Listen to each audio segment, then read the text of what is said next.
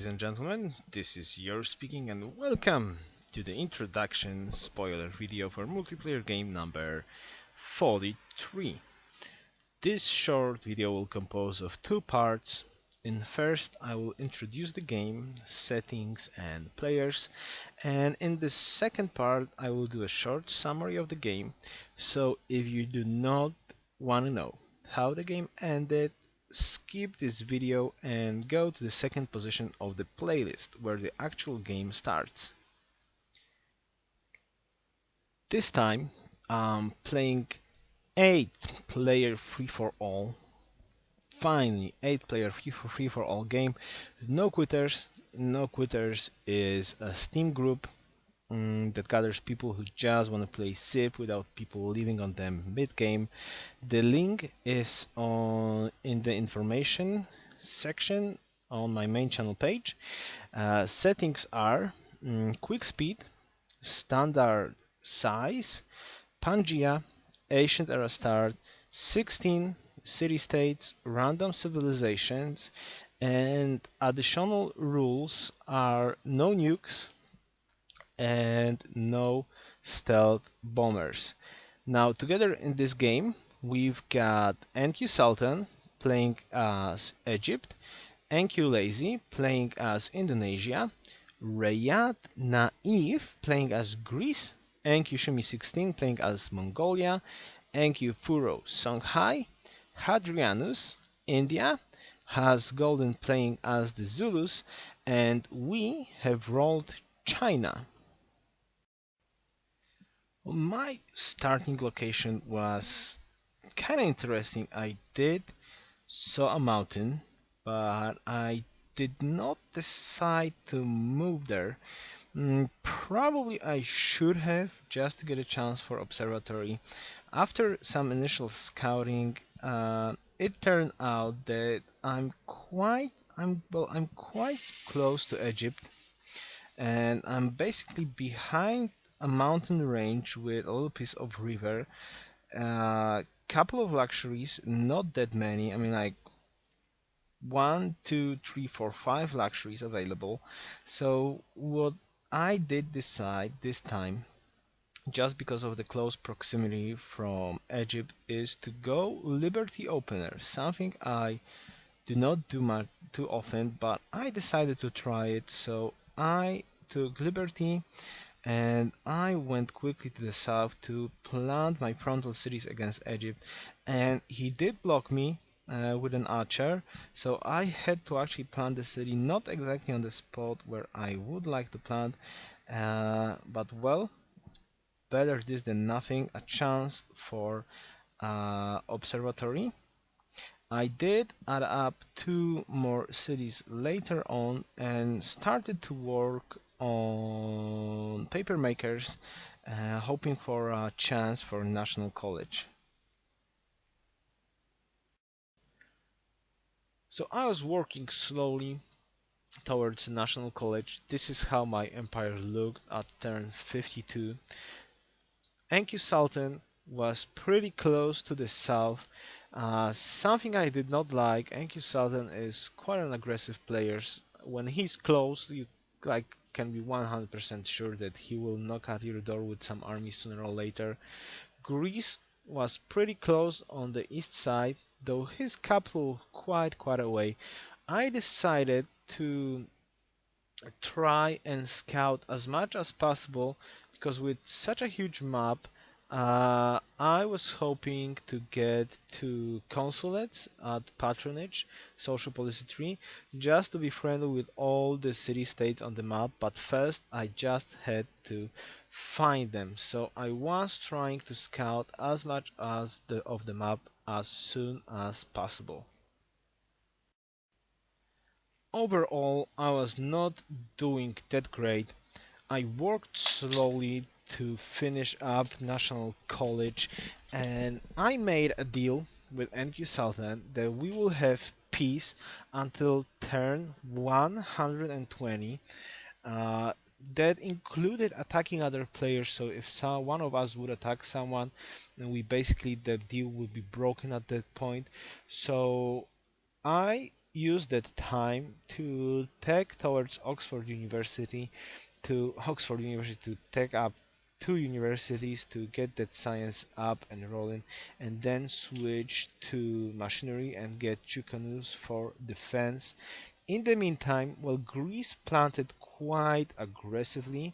One city very close to me, though I was not afraid about that city, but Sparta, well, basically it was sitting on the borders of Indonesia, and Indonesia looked pretty scary at that point.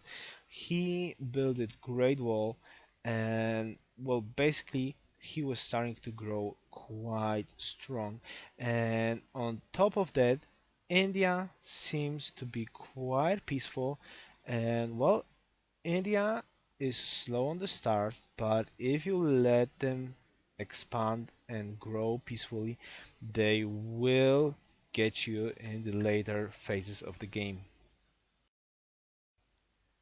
First war broke out between Zulus and Mongolia, and actually Has Golden, well, basically he timed it perfectly just because Enki had a very nice desert capital. He decided to get Petra, and that slowed him down just a little bit with technology, but just enough that he didn't have Keshiks right in time to defend against Hasgolden attack. And well, basically Zulu Impi were just too much for Shumi, and he lost his capital. He stayed in the game and well started to just make Hasgolden life miserable by pillaging all his land and repaying him with this sneaky attack. But overall, Hasgolden quite a nice job getting Mongolia just before he could roll out Keshiks and grow that very nice Petra capital into a very big city. Well, there has been a little bit of diplomatic action. I mean, like, Lazy was talking to me about attacking Greece, and well, I kindly passed that information to Greece so he would prepare just a little bit. But Greece decided to do a preemptive strike against Lazy, and that didn't work that well for him. He lost he lost quite a bit of army, it would seem, and he was starting to lose his frontal city. And on some moment, he basically raged just a little bit and declared war on everyone, which is of course kind of unsmart and not kindly seen in NQ. But he was explained that you just don't do things like that, so he made peace with all the other players and tried to defend against Indonesia as best as he could. In the meantime, on the other side of the land, it would seem that the Zulu started to have just a little bit troubles with Songhai, so they started to fight just a little bit, and Enki was basically a pain for Zulus because he was running around with his horses, pillaging all the Zulus' lands. In the meantime, I was slowly working toward getting the science up, though, well, basically, India has started to gain that advantage because he was just peacefully sitting on his good cities, and his unique ability just started to kick in. And well, India in the late game, after you cross that magic number of population 6, well, you can basically have more population than any other civilization in the game.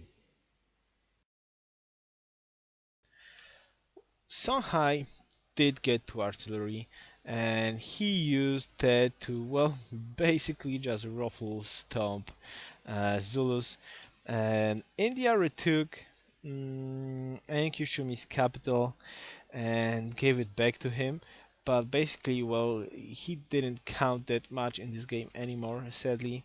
Songhai killed Zulus very quickly with artillery, and I was kind of afraid that NQ Sultan is preparing a sneaky attack on me, so I decided after public schools to go for artillery after all, just to be able to not die and, well, not die. Basically, that was the basic idea about going for artillery. I knew that long term, not going right for the research labs will probably slow me down because India was just sitting peacefully there. Indonesia finished off Greece, GG Greece, and GG Shanghai. GG. I mean, not GG, GG Zulus. GG has golden. So basically, I just had to get to artillery after all to stay alive and hope that I can catch up later on and not just die to aggressive neighbor. So, as I was afraid, Enki Sultan did prepare an artillery attack, and well, I didn't have artillery at the moment, so I was pushed into the fence. Well, basically, I just had to burn one great scientist to get to artillery as soon as possible and put up some defense so I will not lose my frontal city. Well, things was not looking that great for me. Well, that artillery, that couple of turns advantage in getting to artillery were causing me quite a bit of trouble. Plus a general placement, so things did not look that well for me at that moment, but thankfully I did get my own artillery with some pre-builds. I was able to get just enough to start uh, pushing him back. Well, the pushing back did not work that great. I mean, I did defend, but getting his capital would cost me quite a lot of investment into troops, and every single turn I spent on building troops, well, that would just give me further and further away from India, which just grew for a technological and economical leader of this game. I took Egypt's capital, Gigi, Enki Sultan, though that cost me quite a lot of time and quite a lot of production invested into troops, plus some minus gold, so a little bit backtrack at science. And as soon as I did take capital, Enculase decided to backstab me. Though thankfully there was quite a lot of culture borders expansion at Thebes, so I seen quite a lot of land in front of Thebes, so I was able to prepare a nice defense against Enculase. But in the meantime, India still had peace, and he was just growing and growing and just running away with science. After some fighting, I did manage to push Enculase back and take Makassar, though he did get bombers, but I decided to get infantry and research labs first. But again, well, Makassar fell down, so I could just wait for anti-aircraft guns and some planes of my own, and with air and anti-air support, just march towards his capital.